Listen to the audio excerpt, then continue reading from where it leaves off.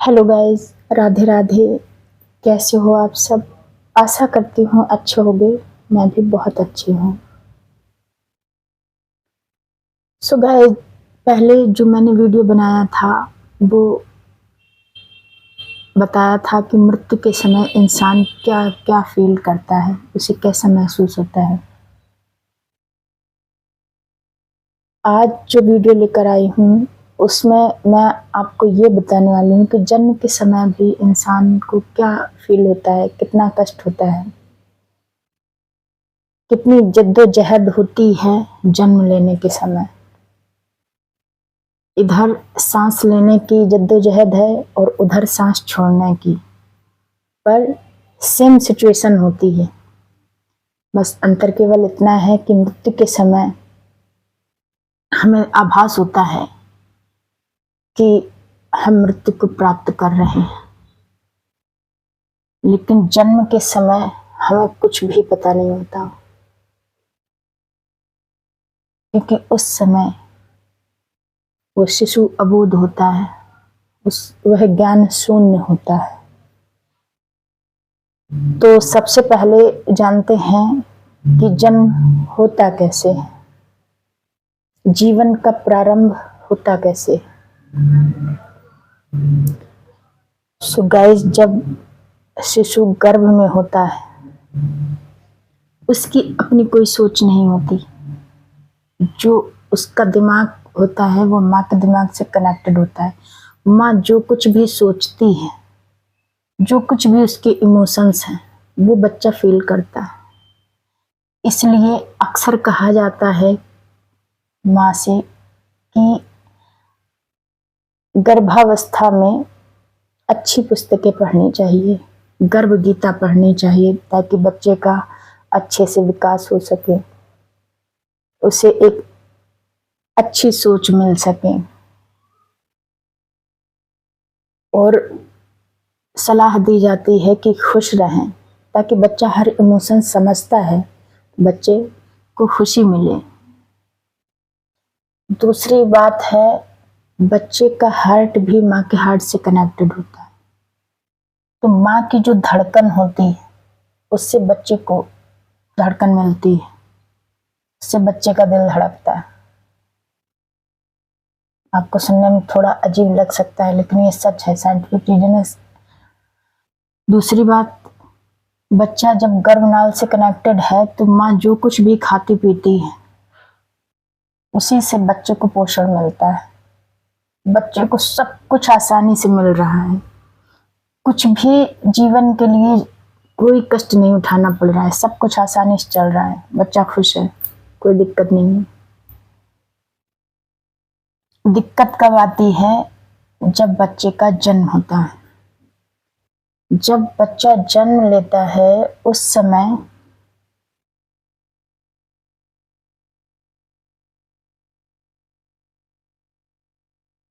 उसको जो फील होता है वो थोड़ा व्यक्त करना कठिन है, लेकिन फिर भी जब जब तक वह गर्भ में है तब तक उसको सांस भी अच्छे से आ रही है, उसका हार्ट भी अच्छे से काम कर रहा है और उसको पोषण भी अच्छे से मिल रहा है, कोई दिक्कत नहीं है।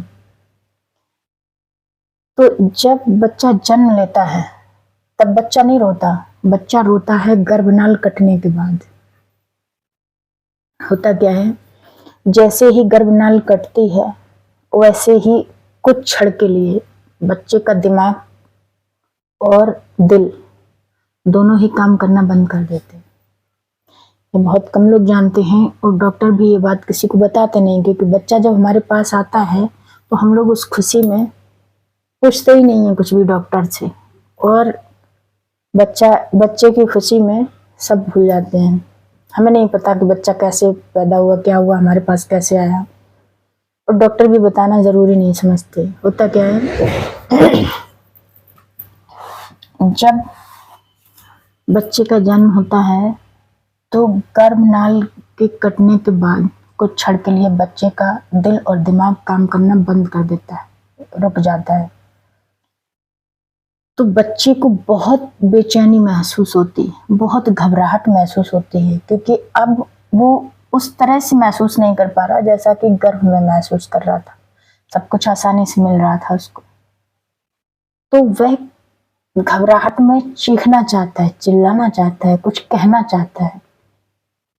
तो उसके लिए वह अपना मुंह खोलता है पूरी ताकत लगा के। गर्भनाल कटने से पहले जो वायु उसके फेफड़ों में रह जाती है, उसके जोर से वो अपना जो आवाज है वो बाहर निकालता है कुछ कहने के लिए, जैसे बचाओ। तो पूरी ताकत से वो चीखता है। वो जो चीख है वही बच्चे का रोना है। और जब वो रोता है उसका मुंह खुल जाता है। मुंह खुलने से वायु अंदर प्रवेश कर जाती है, जिससे उसके फेफड़े फूलने लगते हैं। और जब उसको थोड़ा अच्छा महसूस होता है तो वह यह प्रक्रिया बार बार दोहराता है, जल्दी जल्दी दोहराता है। बच्चा रोना शुरू करता है, चीखना, और बच्चा जल्दी जल्दी रोता है। उसको जब उस वायु उसके अंदर जाने लगती है तो उसको अच्छा महसूस होने लगता है। फिर धीरे धीरे जब सब कुछ ठीक हो जाता है, उसका दिल और दिमाग काम करने लगता है पहले की तरह, बच्चा सहज महसूस करने लगता है, तो वह रोना बंद कर देता है। तभी आपने कभी देखा होगा कुछ बच्चे जन्म के समय रोते नहीं, तब उनको मशीनों के द्वारा ऑक्सीजन दी जाती है, या फिर डॉक्टर अपने मुंह से बच्चे को ऑक्सीजन देने की कोशिश करते हैं ताकि उसके फेफड़े फूलने लगे और बच्चे को सांस लेने में आसानी हो। एक बार जो ये पहली सांस है, इसको अंदर खींचने में बहुत संघर्ष है। इधर सांस लेने में संघर्ष है और उधर सांस छोड़ने में। मतलब जन्म के समय सांस लेने में भी बहुत कष्ट है और मृत्यु के समय आखिरी सांस छोड़ने में वही कष्ट है। दोनों सिचुएशन सेम है। तो ये प्रक्रिया है जीवन के प्रारंभ की। हमें कुछ याद नहीं रहता, क्योंकि जैसे ही सब कुछ सहज हो जाता है, सही लगने लगता है, उसके बाद तो बच्चा को खुद ही याद नहीं रहता है कि कब सांस ली कब छोड़ी। सब कुछ अच्छे से चलने लगता है। और इस चीज का किसी को ज्ञान नहीं होता।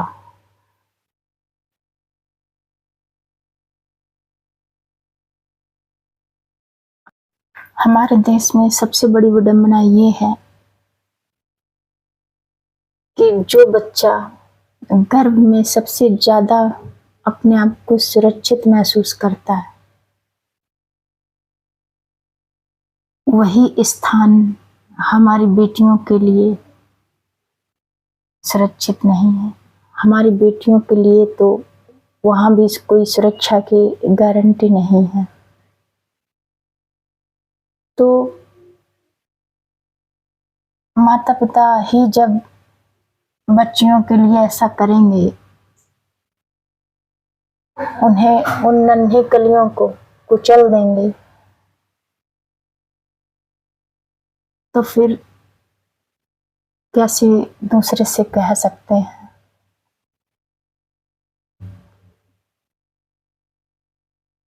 इसलिए बेटा बेटी एक समान होते हैं, इनमें कोई अंतर नहीं है। ऐसा कुछ नहीं है कि बेटों से वंश चलता है और बेटियों से नहीं। बिना बेटियों के किसी का भी वंश नहीं चल सकता, क्योंकि बेटे के लिए आपको बहू तो चाहिए ही होगी। जब बेटियां पैदा ही नहीं होंगी तो बहू कहाँ से आएगी और वंश कहाँ से आएगा। इसलिए यह सिक्के के दो पहलू हैं। जीवन दोनों के बिना अधूरा है। जीवन की पूर्णता दोनों के होने से है। तो इनमें अंतर करना, भेदभाव करना, ये कम से कम माता पिता को तो शोभा नहीं देता। इसलिए इन नन्ही कलियों पर दया कीजिए, बेटियों की सुरक्षा कीजिए, इन्हें दुनिया में आने दें, मुस्कुराने दें और इन्हें विकसित होने दें, खेलने दें।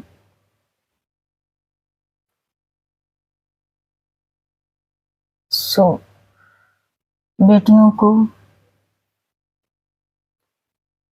जीवन लेने दें, उन्हें खुलकर सांस लेने दें। जो काम बेटे कर सकते हैं वो बेटियां भी कर सकती हैं। आजकल बेटियां किसी से भी कम नहीं है, किसी भी क्षेत्र में, हर क्षेत्र में बेटियां अपना बढ़ चढ़कर हिस्सा ले रही हैं। तो बेटियां किसी से कम नहीं हैं, इसलिए बेटा बेटी में फर्क करना बंद कीजिए और उन्हें समान समझिए। तो धन्यवाद गाइस। अगर ये आपको वीडियो समझ आया है तो प्लीज़ लाइक कीजिए, सब्सक्राइब कीजिए, शेयर कीजिए। धन्यवाद। राधे राधे।